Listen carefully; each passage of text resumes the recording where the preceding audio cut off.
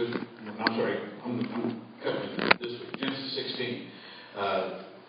Genesis 16. Now Sarai, Abram's wife, had borne him no children, and she had an Egyptian maidservant whose name was Hagar. So Sarah said to Abram, now the Lord has restrained me from bearing children. Please go into my maid, perhaps I shall obtain children by her. And Abram proceeded. Abraham heeded the voice of Sarai, and then Sarai, Abram's wife, took Hagar, her maid, the Egyptian, and gave her to her husband Abram to be his wife, after Abram had dwelt 10 years in the land of Canaan. So he went into Hagar, and she conceived, and when she saw she had conceived, her mistress became despised in her own eyes. So Hagar, having conceived Abram's child, begins to actually despise Sarai. Then Sarai said to Abram, my wrong be upon you. I gave my maid into your embrace, and when she saw that she had conceived, I became despised in her eyes. And the Lord judged between you and me. So Abram said to Sarai, indeed, your maid is in your hand.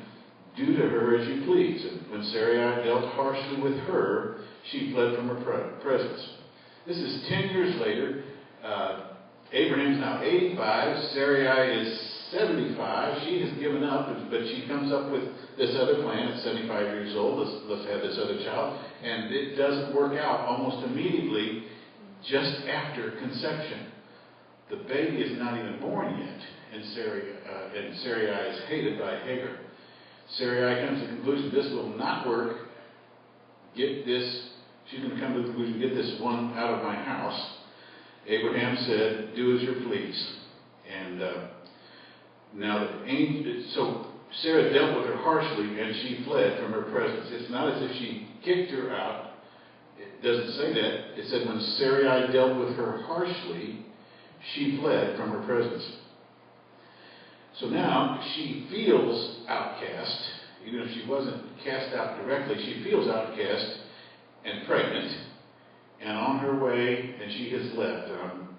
This is just the way it is. Now the angel of the Lord, verse 17 of chapter 16, found her by a spring of water in the wilderness, by the spring on the way to Shur.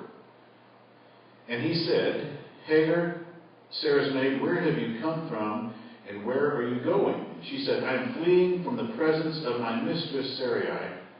The angel of the Lord said to her, return to your mistress and submit yourself under her hand. In other words, change your attitude. You left on your own because it was miserable, but that's not my plan for you.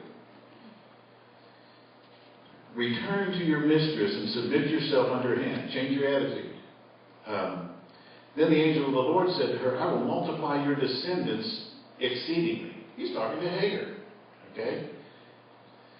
So that they shall not be counted for multitude. And the angel of the Lord said to her, behold, you are with child, and you shall bear a son. You shall call his name Ishmael, because the Lord has heard your affliction. Those words not strike any kind of, behold, you are with child, you'll bear a son? That almost sounds similar to the New Testament, doesn't it? Okay? We're coming from, in that case, Gabriel. You shall call his name Jesus instead of Ishmael, because the Lord has heard your affliction. There is then a further prophecy concerning this one she's going to give birth to. She got the privilege of naming this child of Abraham. So that's interesting. Okay? Actually, the Lord named it, but the child. But he shall be, verse 12, he shall be a wild man.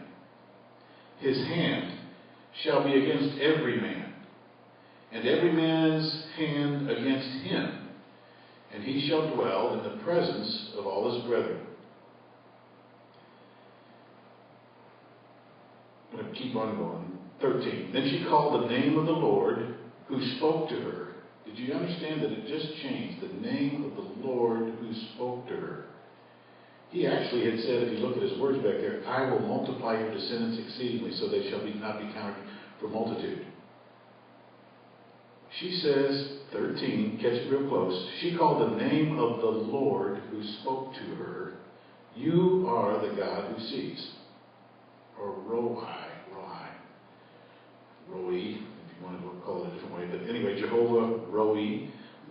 say it. For she said, have I also here seen him who sees me? She's talking to the Lord. Therefore, the well was called Be'er Lahai Roi, which means he sees me. Okay? It's between Kadesh and Bered. So Hagar bore Abram a son, and Abram named his son, whom Hagar bore, Ishmael. Abram was 86 years old when Hagar bore Ishmael to Abram. I want to walk through a couple of things that happened here. Just drive it home. Sarai took things in her own hand. Abraham fully agreed with Sarai and cooperated. The result was a conception that God had not necessarily planned. But he made a promise to Hagar, even in the middle of this mess. He made a promise to her. Have you ever made a mess and somehow God worked out something through it? How did that happen? How did that happen that it worked out well?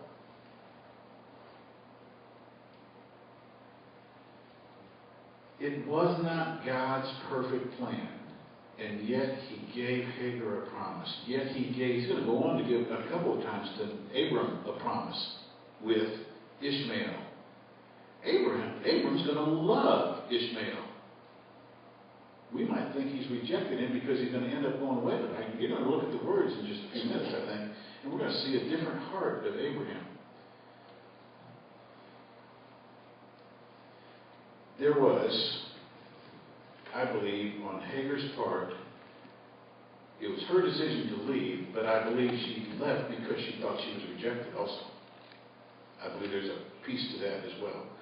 And yet she heard from the Lord, and she responded correctly and went back to her mistress, apparently, and no doubt asked her forgiveness, something that paved the way back to a relationship, and she was able to remain giving birth to Abraham's son, Ishmael, and he stayed in that household for several years, till another event.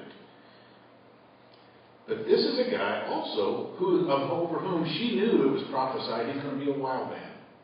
A wild man. Any women think that's the kind of child I want to have for my son, a wild man? I don't know. This is probably not your goal in life. And so this does not look like the greatest of things. But it says he'll be a wild man. He shall be against every man, and every man's hand against him, and he shall dwell in the presence of his brethren.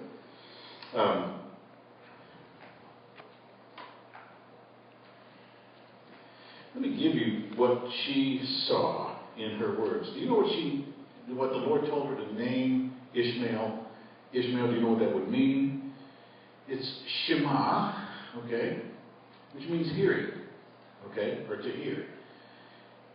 El, Ishmael, Shema-el. El is God. God hears. God hears. And then, when God gives her a promise, do you know what she names the Lord who spoke to her? From this point, I'm going to call him God sees. In two little pieces, both of them coming from an encounter with God, she sees a plan on Ishmael's life, and she sees a plan on her own life, and she sees it coming together. And she responds rightly and gets back under where she was designed to be, in the household of Abraham. And she raises Ishmael. I think because she responded rightly to her Lord, who she spoke to directly, and she understands. He knows, and he sees my frame, and he just told me what to do, and I'm obedient.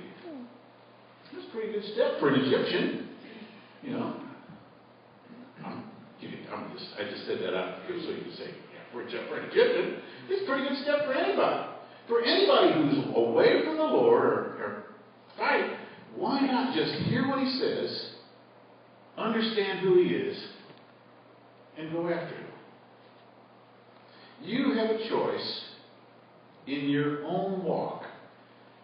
When things don't go right and you have a bad response, to hear from the Lord and to speak to the Lord, for He hears, but also know that He knows your frame and listen to what He wants you to do. And just do it.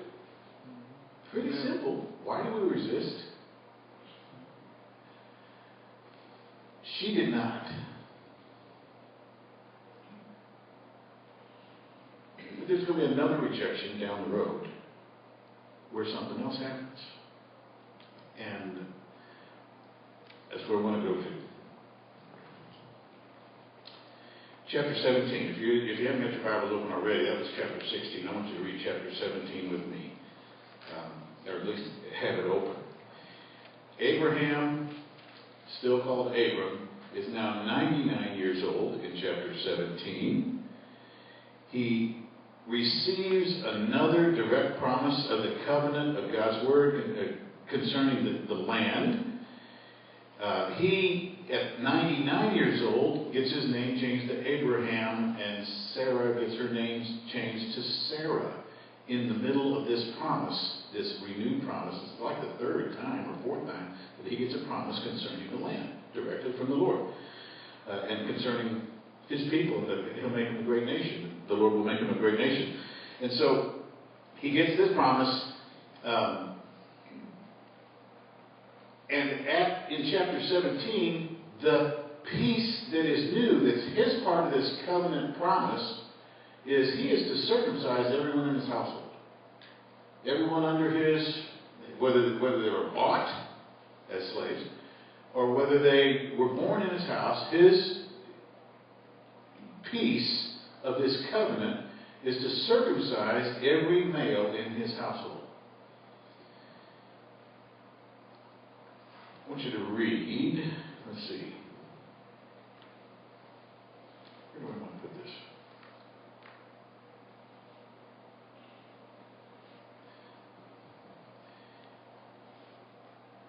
I want to take the part of the promise when he renamed Sarah was that he said, you're going to have a son. Look at what Abraham does. We're pretty aware that Sarah laughs. Look what Abraham does. 15, chapter 17. God said to Abraham, as for Sarai, your wife, you shall not call her name Sarai, but Sarah shall be her name, and I will bless her and give you a son by her. Then I will bless her, and she shall be a mother of nations. Kings of people shall be from her. Then Abraham fell on his face and laughed, and said in his heart, shall a child be born to a man who is 100 years old, and shall Sarah, who is 90 years old, bear a child? And Abraham said to God, oh, that Ishmael might live before you. What is he saying concerning Ishmael? Or what is he actually saying concerning Sarah? Or what is he actually saying concerning what God just promised? He's laughing. Sarah can't do this. How about Ishmael? 14 years after he's born, we've got a son. I think is what he's saying. He's got a crack in this perfect faith that we kind of sometimes think Abraham's a man of perfect faith. There's this thing. I got a son, just like what you planned. And if God says no, he's not the one. Matter of fact, you're part of the covenant. He's going to go on and say, no, Sarah, your wife, shall bear you a son, and you shall call his name Isaac. I will establish my covenant with him for an everlasting covenant, and with his descendants after him. And as for Ishmael, I have heard you. Ishmael, God hears. As for Ishmael, God hears.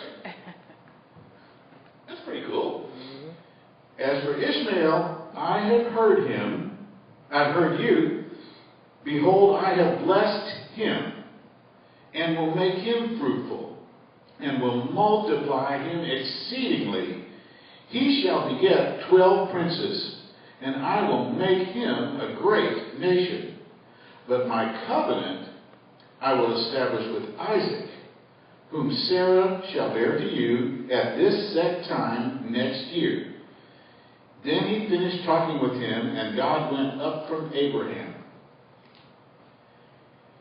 So Abraham took Ishmael, his son, all who were born in his house, and all who were bought with his money, every male among the men of Abraham's house, and circumcised the flesh of their foreskins that very same day. He didn't wait around. As God had said to him, Abraham was 99 years old when he was circumcised in the flesh of his foreskin. And Ishmael, his son, was 13 years old when he was circumcised in the flesh of his foreskin. That very same day, Abraham was circumcised, and his son Ishmael. And all the men of his house, born in the house or bought with money from a foreigner, were circumcised with him. Abraham had no doubt tried to have children before with Sarah. I would presume, married relationship. It's at this point when he is circumcised that she's going to be pregnant. Afterward. I'm just walking out. This happened just before. A year before. Within a year, you'll be pregnant. Now, that was different than the episode that God comes back and goes and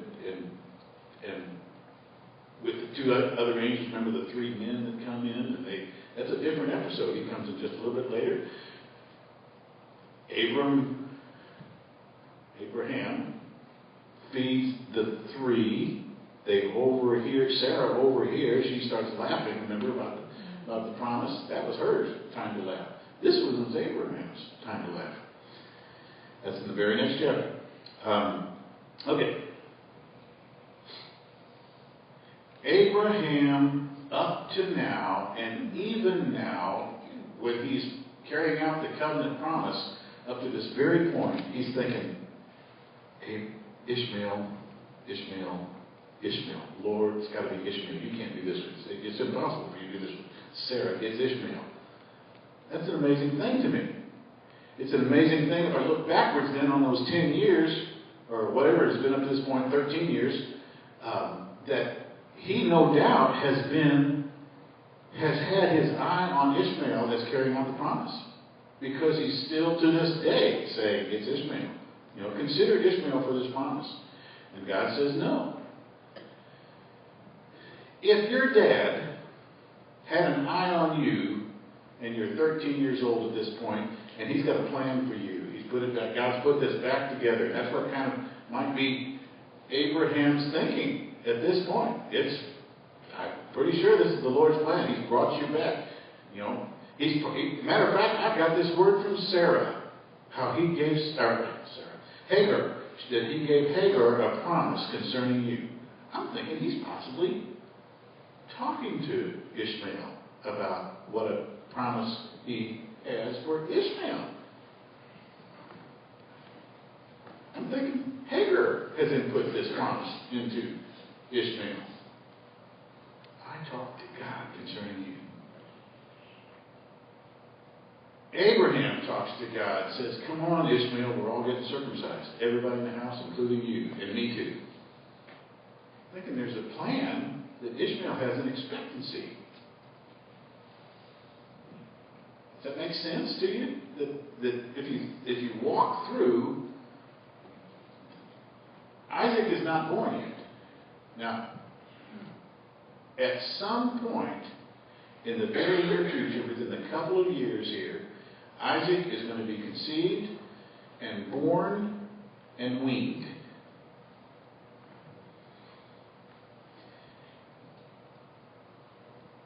For the sake of time, I'm going to go straight to Scripture. I'm going to say something. Let me just do that. Keep in mind the prophecy concerning Ishmael. Wild man, every hand of every man against his hand will be against every man's hand against him. That's the prophecy. When Isaac was weaned, there is a celebration thrown for Isaac. Okay? Genesis 21. Look at that. I got something to teach out of this. I mean, there's stuff coming when we get here. 21, verse 8. So the child grew, Isaac, and was weaned, and Abraham made a great feast on the same day that Isaac was weaned. And Sarah saw the son of Hagar, the Egyptian, whom she had borne to Abraham, scoffing. Abraham's over at the side, Ishmael's off to the side, taking a look at this celebration. Sarah is observing Ishmael. This is Sarah's big day. This 90-year-old lady has just weaned her son. Okay, it's Sarah's big day, but she sees not everyone's out here celebrating. As a matter of fact, this son, who she knows as not a promise because she has just received in this last year confirmation of this promise of the Lord. Here is this son. His name shall be Isaac. This is the one. And she understands that he is not the child of promise. But also, I think Ishmael is figuring out that, whoa, wait a minute. Abraham really loved me. I'm thinking he's got a father thing going on right here. That he's got, what in the world is this? And I think a guy who is very likely a wild man he's going to be a handful because he just got rejected in this last couple of years by his father. What do you do if you're rejected? We saw what Hagar did. She heard from the Lord and she returned. What does Ishmael do? And we don't have a record of how much he rebelled in this particular passage. But we do have what happened this day and the next day. You see, Ishmael is right there in the middle of the celebration. Start at verse 8 of chapter 21, which I just read verse 8. Look at 10. Therefore she said to Abraham, when Ishmael was scoffing, cast out this bondwoman and her son. For the son of this bondwoman shall not be heir with my son, namely with Isaac. And the matter was very displeasing in Abraham's sight because of his son. What's he thinking about Ishmael even to this point? I'm thinking he's thinking this. Isaac is the son of promise, and he knows that that's it. But he's also saying, Ishmael is my son. I brought him. This is very displeasing to cast out his son Ishmael from the house. But Sarah is saying, do this. This child, Ishmael, shall not be having the promise with my son, Isaac, the one of promise. But God said, in the face of Abraham's displeasure, but God said to Abraham, do not let it be displeasing in your sight because of the lad or because of your bondwoman. Whatever Sarah has said to you, listen to her. Listen to her voice. For in Isaac your seed shall be called. Yet I will also make a nation of the son of the bondwoman because he is your seed. I am going to bless him with an abundance of people. Abundance of progeny.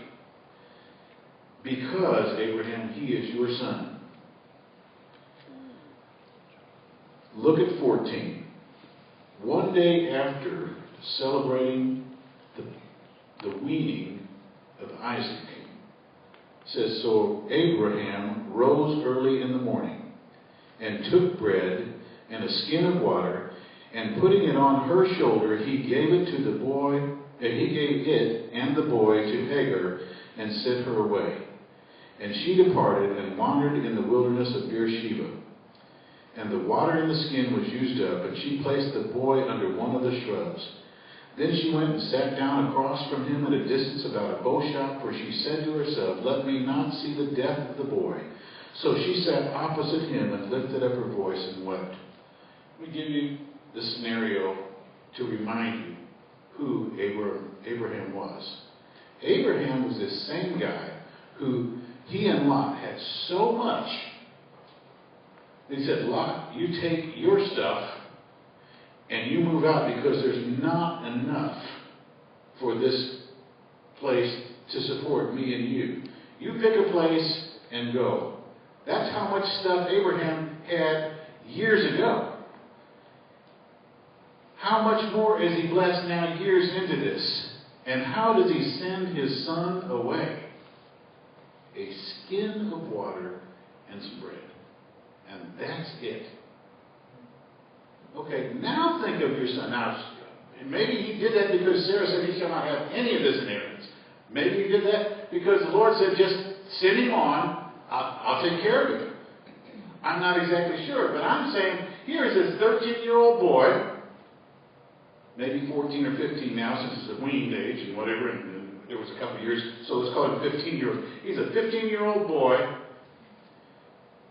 has matured, very likely, in his body. He's got a deeper voice, and he is one wounded guy. My dad rejected me. My dad cast me out. My dad had all the wealth, and he's given to that little stinky, snotty, if they had diapers, that little diaper-ridden kid. And he's loved me. He cared about me. Yesterday, he's even claiming that he cares about me, and he's mad at Sarah because, and here the next day, that's Ishmael.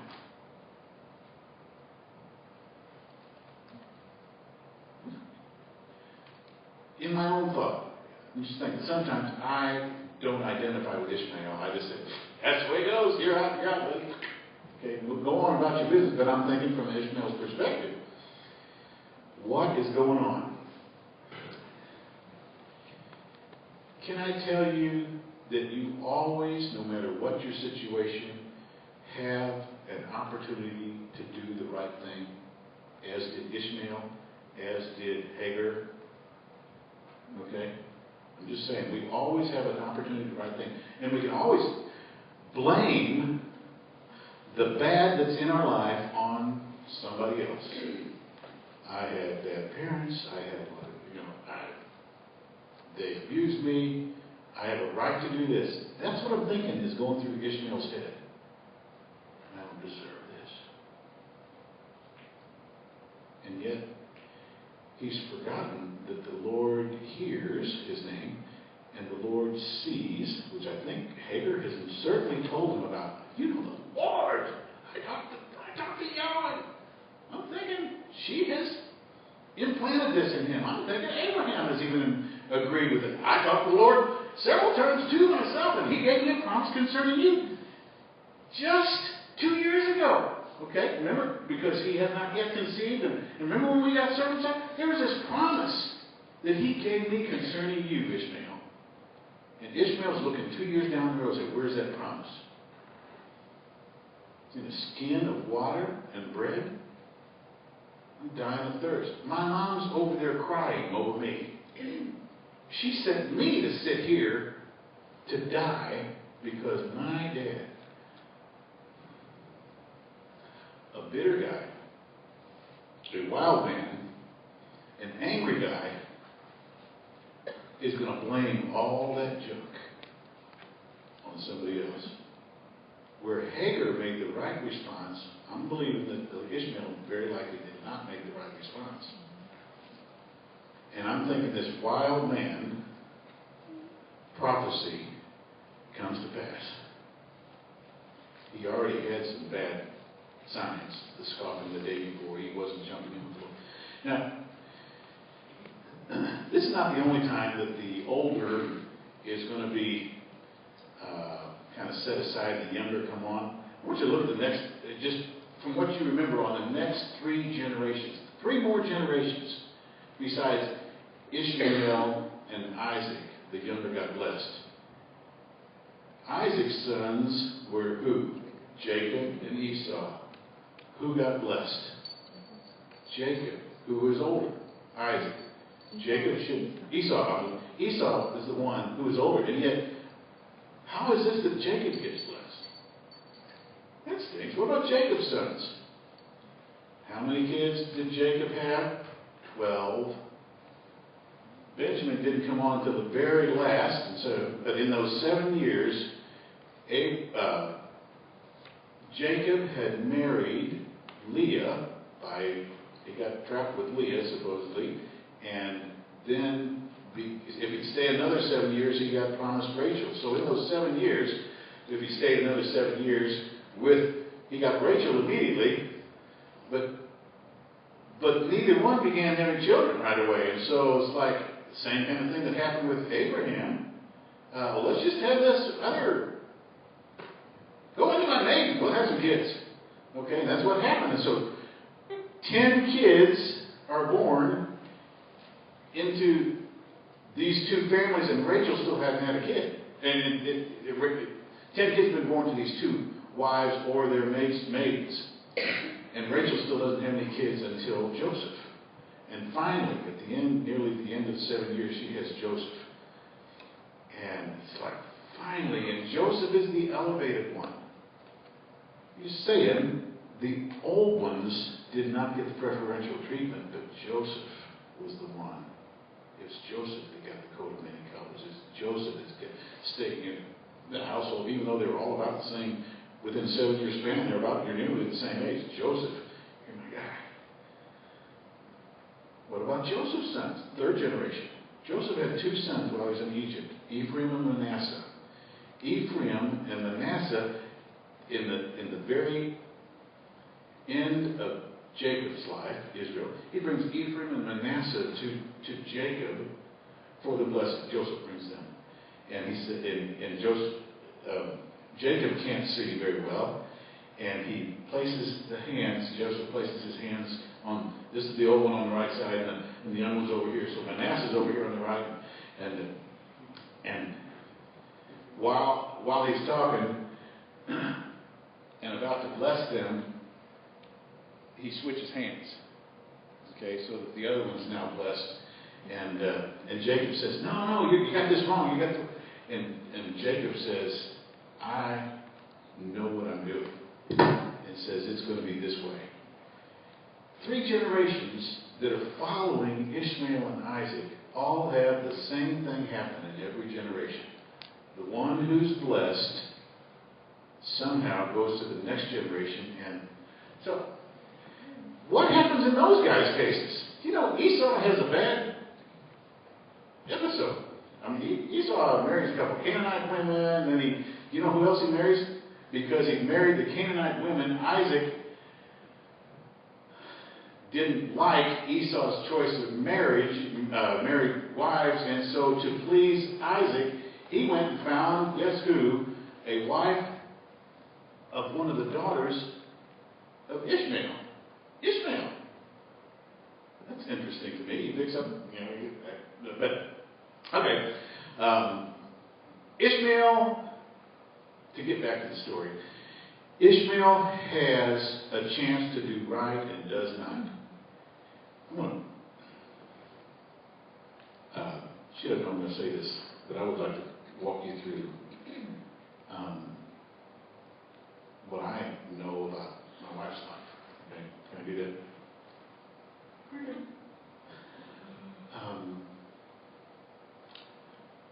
Was not raised by her mother, who had a couple of husbands during that time. By the time she was 10 years old, for the most part, Judy did not have that many great memories about her mom. She'd come now and then, but she was raised by her grandparents. She felt pretty lonely and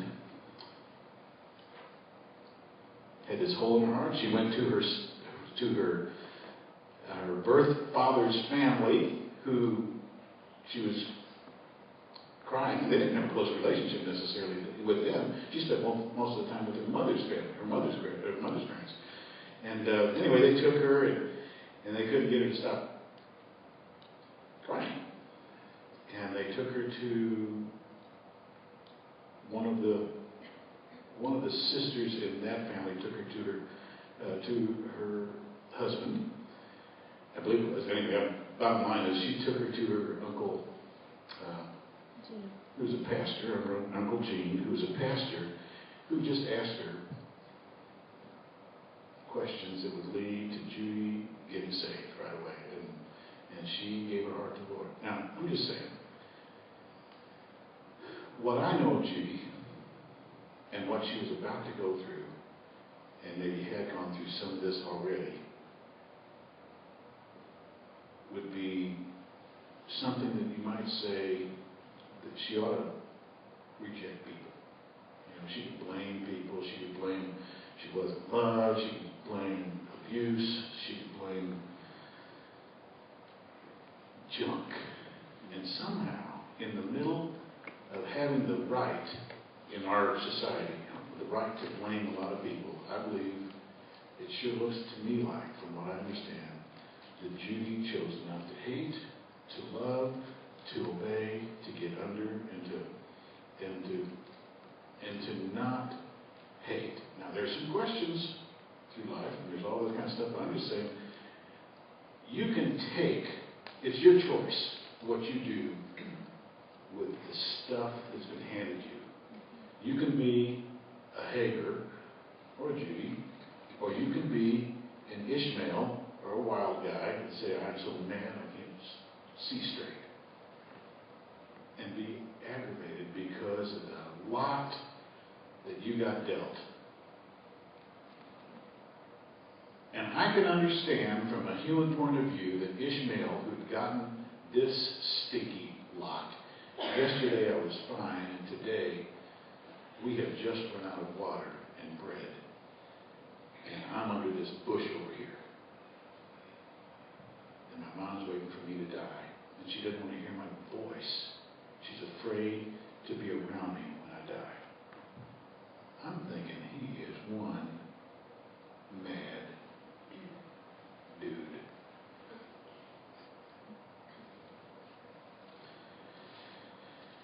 What do you do with your mess?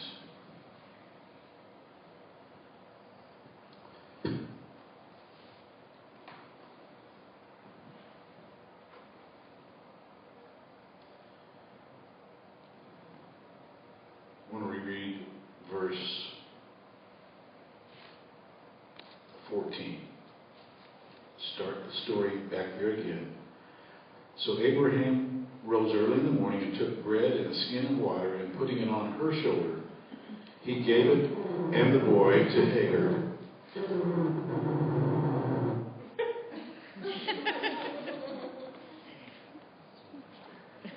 Sounds like a mouth trumpet, doesn't it? Yeah. Okay. Yeah. Then she departed and wandered in the wilderness of Beersheba. And the water in the skin was used up, and she placed the boy under one of the shrubs. Then she went and sat down across from him at a distance of about a bow shot, for she said to herself, let me not see the death of the boy. So she sat opposite him and lifted up her voice and wept. But remember, okay, and I got this word here, and then I got, but Ishmael. Okay, what's Ishmael's name mean? God hears. God hears. But Ishmael, but God hears. And God heard the voice of the lad. God hears. Then the angel of God called to Hagar out of heaven and said to her, what ails you, Hagar? Fear not, for God has heard the voice of the lad where he is.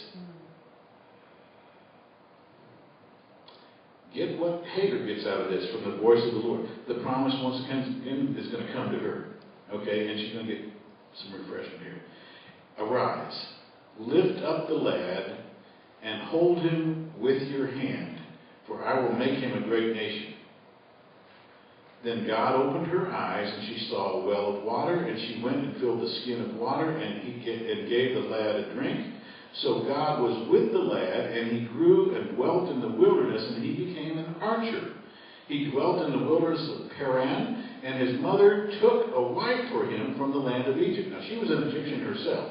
She didn't go back to Abraham's people or anything like this. She took a wife of an Egyptian. So Ishmael is now 3/4 Egyptian, okay, if you will.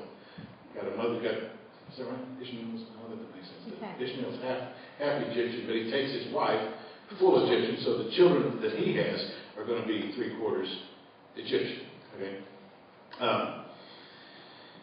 So,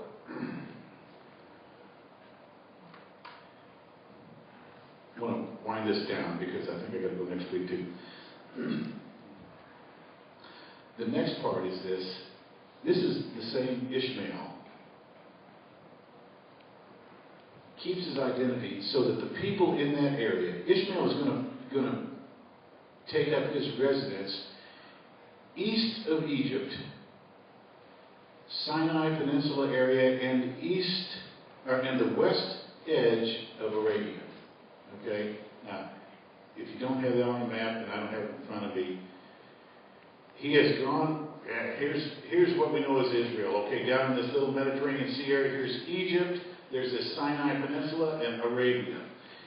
Ishmael ends up in the Sinai Peninsula, and east of that point, to where when you get to the Arabian Peninsula, his family is mostly on the west side, okay, of that part of Arabia. It is in that western part of Arabia that Ishmaelites are known to be. Okay, that's where they tend to be. Now, they were passing through in Joseph's day when they came back and they were going to Egypt and they were going to sell Joseph. He was sold to Ishmaelites, remember? Okay. But I want to tell you, and I want to bring it up to today, and 2,500 years later from Abraham's time, which is 1,500 years ago, 4,000 years ago, this spirit of Ishmael remains in that area. It was Ishmael's descendant, Muhammad, who gets a word, and I'm putting this in quotes so that you know that I'm thinking, okay, from Gabriel the angel to write down the Quran, okay? And he writes down word for word, and it's amazing that the things in the Quran explain Allah, God, to be one who is not personal, like the God who loved him and talked to him, I'm talking to Ishmael. He's not personal. He's an impersonal God. This Allah God has no son. This message, this footprint left on Ishmael, which I think he did not respond, caused him to be the ancestor of a huge religion that is in our world this day and has been around for 1,500 years, the Muslim religion. Because in that same western part of Arabia is Medina and Mecca, the holy areas of Muslim. Where do they bow to? Mecca. Where do they? It's this peace, this heart of rejection that you see in the very beginning of Abraham's day. I'll say this, could possibly be the very setup for the end times to put things back. In other words, it's God using this old relationship and this father problem and this rejection and making a great nation. Now look at the nation, by the way. Look at the Muslim nations. Do they not war among themselves? Does that not look like exactly what the promise was to Ishmael? Be war among your brothers.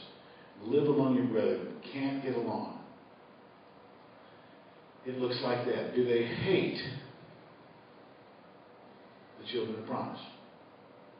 All right. What's it look like? It looks like this today. That's my point. It's next week. My point today is concerning you. what I had shared just a minute ago. Have you got garbage in your past that you did not hold loosely and not forgive? And here it sits to this very day, and you're still controlled by junk that you should have let go a long time ago, like Hagar did, and went back and submitted herself to Sarah. She knew what to do. Or are you more like the Ishmael, who no doubt it looks like, and we don't have a record exactly what he did, but in my mind I'm thinking, yeah, he became that wild guy. Yes, he had great nations under him. And yes, he multiplied a lot. And yes, those prophecies also came true concerning him, but he didn't have to have it end up that way. He chose. And here is come to pass. Is that you? Would you bow your heads with me? Is it you? Have you got some leftover junk that you blame on somebody else? I am this way because. Or do you really, like Hagar, have you always had the choice to do right and you just chose wrong? Have you always had the choice to do right and not become bitter and forgive? Have you had that choice all along and you just missed it? Well, sometimes it becomes such a hard rock you think, I can't fix it now. And I'm saying, no, your God is so great. You can fix it right now. What do? What's your plan? Did you get wounded by a father?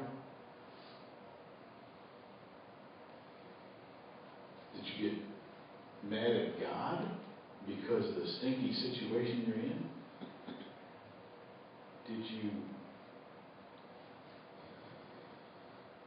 blame your behaviors on somebody else? When you had the choice to do right, you just said, "Phooey on them. I'm going to do this my way."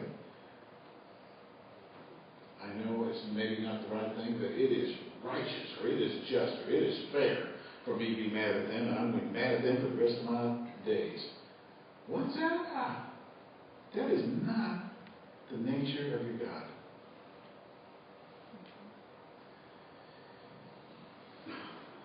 Decision time. You can walk out of here with new steps like Hagar, because you heard from the Lord, and you know what to do, and you confess your sins, and He's faithful, God will forgive you. But those others, you need to put that before them. Well, what if they're dead? If they're dead, find a way to talk to them. Confess this thing to someone. I need to forgive. Even if they're not here, I need to forgive them. Even if it can't be done, I need to forgive them anyway. Let the words come out of your mouth. I've got to forgive. I've got to get loose of this stinking thing. It's had me forever. And I've been blaming my behavior on that. And they have controlled me every stinking step of the way. If that's you,